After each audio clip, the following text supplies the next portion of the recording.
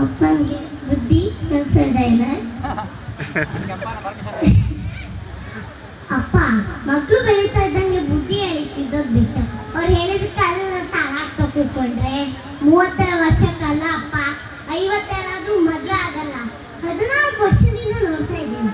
ನಿಮ್ಮ ಮಗಳಿಗೆ ಗಂಡ ಅನ್ಬೇಕು, ನನ್ನೆಲ್ಲ ಬಾಳಿಯಾಗೂ ಬೇಕು.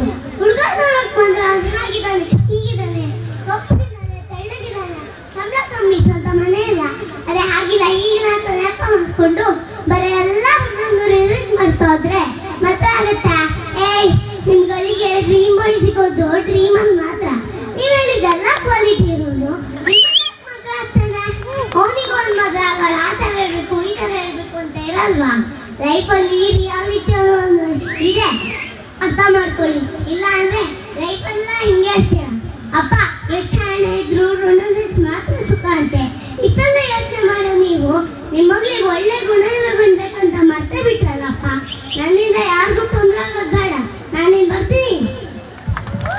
ಬಹಳ ಜನಪ್ರಿಯ ಡೈಲಾಗ್ ಇದು. ಇತ್ತೀಚೆಗೆ ದುಬೈಯಲ್ಲಿ ಒಂದು ಅವಾರ್ಡ್ ಫಂಕ್ಷನ್ ಅಲ್ಲಿ ಹೇಳಿದಂಥ ಡೈಲಾಗ್ ಸೋಷಿಯಲ್ ಮೀಡಿಯಾದಲ್ಲಿ ಬಹಳ ಜನಪ್ರಿಯ ಆಗಿತ್ತು. ಧನ್ಯವಾದಗಳು ಘಟಕ ಸಾಲಿಗ್ರಾಮವರಿಗೆ.